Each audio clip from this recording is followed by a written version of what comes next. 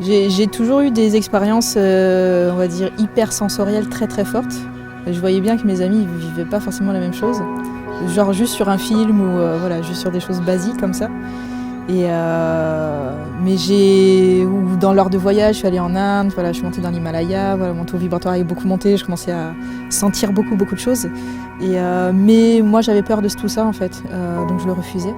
Le basculement s'est fait parce que j'ai eu beaucoup de maladies, en fait, j'ai été très malade. Sur ce chemin-là où j'étais en impasse thérapeutique totale d'un point de vue médical, médecine classique, il a fallu que j'aille ouvrir des portes. Je suis tombée sur des guérisseurs qui m'ont accompagnée, qui m'ont rassurée dans cette démarche-là, qui m'ont expliqué, etc. Ce qui fait que moi, j'ai pu accepter de rouvrir mes sens pleinement et d'accepter l'hypersensibilité, d'être empathe, etc. Voilà, et de commencer à envisager que peut-être je pouvais être médium. La première fois que j'ai eu « Oh mon Dieu, je suis médium », j'ai cru que c'était un gros mot. Je fais « Oh mon Dieu, mais j'ai jamais demandé ça, j'ai jamais demandé à faire carrière ». Oui, je pense qu'on a tous une très grande capacité de déni là-dessus. Je pense qu'on vit tous des choses particulières, on met ça sur le compte de l'imagination ou sur le compte de je ne sais pas. Enfin, il y a une notion de déni. Je vis quelque chose et pouf, 3 jours après j'ai oublié puis j'en parle pas, etc. J'ai régulièrement vécu des choses extrêmement fortes, des situations où je me retrouve en train de tout sentir, tout entendre à des kilomètres à la ronde, des choses comme ça. Mais j'avais peur, j'avais personne à qui en parler et j'ai préféré. J'ai eu surtout très peur en fait. Ça fait très peur quand tu vis des choses extrêmes et que t'as pas du monde autour qui en parle. C'est peut-être plus facile aujourd'hui parce qu'on en parle dans les médias plus facilement. C'est plus facilement envisageable, mais enfin, c'est peut-être mon caractère aussi. Hein. Moi, j'ai un petit peu un caractère de fille timide qui veut pas sauter. Enfin voilà, au départ, donc voilà, c'était un peu comme ça. Alors, dans ma famille, il y a très clairement au niveau des grands-mères et des arrière-grands-mères, du côté de Vendée, j'ai une arrière-grand-mère qui était sourcière, très clairement. Identifiée comme, on venait la voir, elle prenait son pendule pour trouver les sources, etc. C'était normal. Normal, j'ai grandi en Vendée, on m'a emmené voir chez des magnétiseurs, il y a des rebouteux, enfin voilà, c'est quelque chose d'assez courant dans le coin. Et du côté de la Guadeloupe, je connais moins ma famille, mais il y avait aussi des grands-mères qui utilisaient les plantes. C'est des gens qui ne sont jamais allés à l'école. Ils avaient des connaissances, elles savaient quand quelqu'un arrivait, on ne sait pas exactement quoi. Enfin voilà, elles n'en ont jamais parlé de manière concrète, mais il y a des choses qui étaient de l'ordre de l'intuitif, on ne sait pas forcément d'où est-ce que ça sortait. Mais j'ai pas eu cette transmission-là. Du coup, moi, j'ai pas les capacités d'un sourcier, donc j'ai pas hérité forcément. Après, j'ai vécu dans pas mal d'endroits avec des allers-retours avec la Vendée régulièrement. Donc, concrètement, j'ai grandi à Djibouti. En Polynésie française, j'ai habité sur l'île de la Réunion, au Burkina Faso aussi en Afrique. J'ai souvent eu des gens qui me coursaient et qui voulaient m'enseigner des choses un peu bizarres. J'avais un voisin géomancien, du coup c'est la médiumnité à l'africaine, un géomancien qui me courait après, qui voulait m'enseigner. Dans l'Himalaya, il y avait un maître Reiki allemand qui me courait après, qui voulait aussi. Moi, je comprenais pas que c'est ce qu'il me voulait me draguer, qu'est-ce qu'il me veut et tout. Voilà, qui me cherchait pour m'enseigner. Et en fait, pendant beaucoup d'années, j'ai croisé du monde qui me parlait, qui me disait, oui, t'es dans du clan de l'ours, t'es guérisseuse, machin. Je croisais des gens au Canada, je vais croiser une chamane comme ça. Mais voilà, j'étais dans le déni, j'étais dans la fuite et puis tous ces gens-là me paraissaient très bizarres à l'époque aussi. En plus, j'avais pas envie d'être dans la case bizarre. Ça s'est passé de manière très brutale quand j'ai réaccepté. Moi, j'ai arrêté de vouloir faire l'autruche en permanence parce que j'étais extrêmement malade. Et je me suis dit, j'ai pas de solution. De toute façon, il faut que j'aille tester tout ce qui existe parce que sinon, je suis malade à vie, je suis handicapée à vie et j'ai pas envie. Et j'avais une maladie auto-immune où j'ai failli mourir, où ils étaient vraiment en impasse thérapeutique avec moi. Je suis allée voir des psychothérapeutes, sophrologues, etc., qui ont commencé à me renvoyer cette image-là de non, mais je vais pas te guérir, c'est toi qui vas te guérir et tu as des capacités de guérisseuse, qu'on me ressortit ce sujet que je voulais pas forcément entendre. Et le changement qui a fait que je ne pouvais plus ne plus y croire, c'est passé avec un médecin qui soignait qu'en énergétique sur l'île de la Réunion, un médecin généraliste. Et en fait, il m'a fait un soin, donc il m'a fait un peu comme les magnétiseurs de Vendée, donc sur le moment, j'ai pas trop capté. Et quand je suis sortie de chez lui, en fait, je voyais comme des lumières et des couleurs autour de toute chose vivante. Donc ça faisait, j'appelle ça le trip LSD parce qu'il me semble que les gens qui prennent de la drogue, ils décrivent des choses assez similaires. Et le médecin m'a expliqué qu'il m'avait rebranché à la terre énergétiquement, où il m'a expliqué dans le jargon énergétique qu'est-ce qui se passe, et ce qui faisait que moi, ayant remis mon système énergétique correctement, du coup j'ai eu mon troisième œil qui s'ouvrait. Du coup j'avais la vision, ce qu'on appelle la clairvoyance dans le milieu, qui s'ouvrait, ce qui me permet de voir les auras. Il y a pas que les humains qui ont une aura, il y a tout un tas de choses qui vibrent, c'est comme si on peut voir le champ électromagnétique de chaque chose. Et donc je suis restée pendant 1 mois où je voyais ça. Et c'était assez rationnel parce que ça recoupait ce qui se passe au niveau des arbres, au niveau des plantes, en termes d'échanges énergétiques. Émotionnellement, voilà, je vibrais en même temps, je le voyais. Ce qui fait qu'à ce moment-là, je n'ai plus pu refermer la porte et dire non, mais ça n'existe pas. C'était trop fort comme expérience et trop rationnel dans le sens où ça correspondait effectivement vraiment à une réalité aussi physique. Que j'ai pas plus pu nier en fait du coup l'existence de tout ça en fait, qui était pour moi normal aussi. J'ai beaucoup pratiqué le qigong, le tai chi, et pour moi c'était concret. Quand on me dit l'énergie, c'est aussi concret que l'eau en fait. Pour moi c'est presque palpable en fait. Mon chemin c'était déjà de plus être malade. J'avais pas de volonté de travailler là-dedans, et à chaque fois que je me suis allée me former, on m'a dit mais oui, mais il faut que tu soignes aussi. Et en fait, il y a des guérisseurs que je suis allée voir qui m'ont dit écoute, j'ai trop de clientèle, est-ce que je peux te l'envoyer, est-ce que tu peux faire des soins chez toi, est-ce que tu as une table?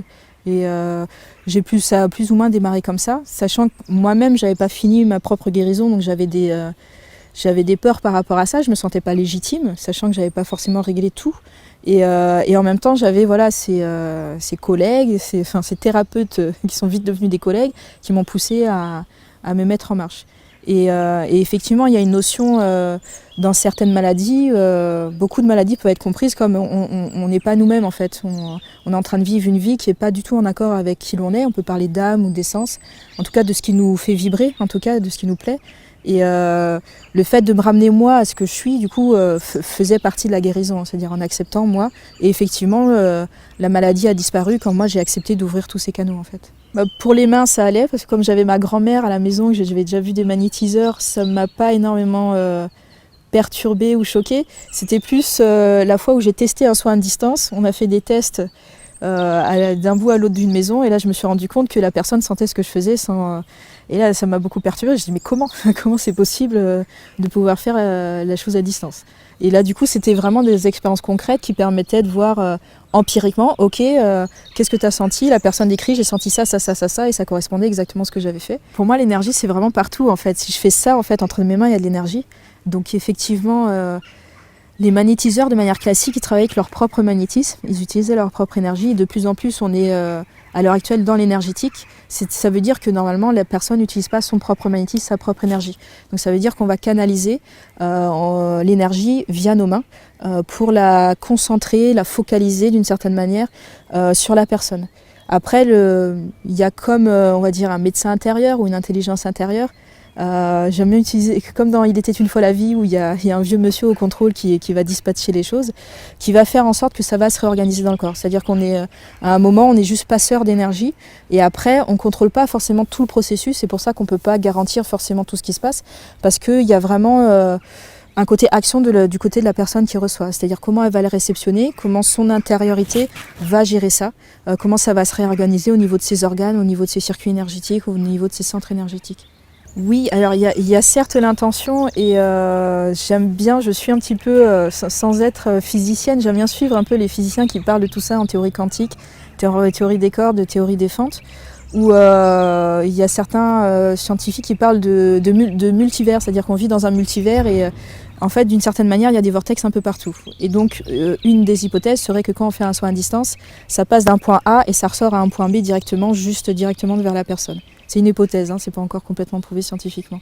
Ça peut se manifester d'un soignant à l'autre de manière différente, parce que du coup un soignant va pouvoir avoir l'information avec les mains, du coup va sentir des sensations particulières dans la paume de la main, qui correspond au chakra de la main, et qui va le guider pour savoir quand on soigne sur un corps humain où aller. Ça peut être certains vont avoir des flashs, des visions qui vont permettre, en échangeant avec la personne, d'éclaircir une situation, de décrire une situation du passé, des choses comme ça qui va pouvoir être levée. Ça peut être vraiment très différent d'une personne à l'autre en fait. Il y a des gens qui entendent et du coup en questionnant la personne, on se rend compte que voilà, cette chose qu'on entend n'est pas forcément anodine. Voilà, moi je rencontre quasiment plus personne qui me remet en question ou qui a des réactions très fermées par rapport à ce que je raconte. Ce qui me marque, c'est que quand on s'arrête sur les aires d'autoroute maintenant et qu'on s'arrête dans les aires, il y a toujours des livres de développement personnel à l'heure actuelle. Et dans les librairies, c'est plein de choses qui parlent de mandala, d'art-thérapie. Il y a un champ. Il ne faut pas se leurrer qu'il y a un côté business aussi, que ça représente aussi un business. Mais il y a un champ qui s'ouvre et qui est extraordinaire. Et où il est possible maintenant d'en parler, y compris d'un point de vue dans le milieu médical. Moi, j'ai été formée entre guillemets par des gens qui étaient déjà dans le monde médical. Et j'ai été professeure, j'en ai parlé à l'école. Ça passe très bien. Il y a beaucoup de personnes qui en général n'osent pas en parler, mais qui ont des expériences. Mais quand on se met à en parler d'expériences particulières, on se rend compte que l'autre aussi, il n'ose pas parler. Et qu'on a tous vécu des choses qui ne sont pas rationnellement explicables en fait. D'un point de vue énergétique, on dit qu'à l'heure actuelle, il y a des énergies qui font que il y a une plus grande facilité à en parler aujourd'hui. Là où peut-être qu'il y avait une sorte de carcan, quelque chose d'assez lourd, et que maintenant tout circule beaucoup plus vite et va beaucoup plus vite. Je pense que le fil conducteur, c'est d'être plus à l'écoute de soi-même. Chez toutes les formes de thérapie, ça peut se faire par le chant, ça peut se faire par la danse, ça peut se faire en énergétique, d'être plus à l'écoute de soi-même. Et la notion de sacré, c'est de poser un respect par rapport à cette écoute de soi-même en fait, et par rapport à tout ce qui est vivant aussi autour de nous. Si on porte un regard vivant sur la nature, c'est plus facile d'en l'envisager, de la respecter, plutôt que ce soit juste objet-ifié et que ce soit simplement une chose. Et donc dans toute cette donnée-là, vraiment à chaque fois, c'est de revenir à soi-même, s'écouter, ralentir. On vit dans un monde où on nous demande d'aller très vite, on a besoin de faire beaucoup de choses, etc. Et donc souvent, pour pouvoir s'écouter, il faut ralentir, pouvoir utiliser tout un tas de techniques qui permettent de changer de niveau de conscience, qui permettent d'ouvrir, déjà d'être à l'écoute du corps physique. Et après, quand on peut ouvrir, on peut être plus à l'écoute de ses émotions. Et après, au fur et à mesure, on peut aller et ouvrir sa sensibilité à l'énergétique, etc. J'ai appelé mon entreprise Poussière d'étoiles parce que j'avais cette notion-là, que le cosmos, on le voit à l'extérieur, mais qu'en fait, quand on observe toutes les cellules qu'on a à l'intérieur de nous, il y a des organes, il y a des cellules. En fait, moi, j'ai cette vision-là de le voir aussi comme un cosmos. Il y a des planètes, il y a des dimensions, il y a tout un tas de choses. Et en fait, une fois, j'ai eu une vision comme ça, où je voyais l'intérieur de moi de la même manière. Et pour moi, du coup, de voir le cosmos à l'extérieur et de voir l'océan, énergétiquement, pour moi, c'est la même chose, sauf qui est juste matérialisé sous forme d'eau et de matière, du coup. D'un point de vue énergétique, pour moi, c'est concret. Et de voir qu'on a cette notion d'abysse et que dans le noir, on a tout un tas de choses qui peuvent se créer. On sait aujourd'hui, même si on n'a pas tout découvert, que dans le fond des abysses, il y a de la vie. Il y a des vies extrêmement étranges. Il y a des choses qui se passent aussi. Et on a autant de choses à découvrir, je pense, dans le fond des océans que du côté des étoiles également. Je pense que ça vient petit à petit. Ça se développe. On avait surtout beaucoup perdu la manière de transmettre ça et d'apprendre à le faire.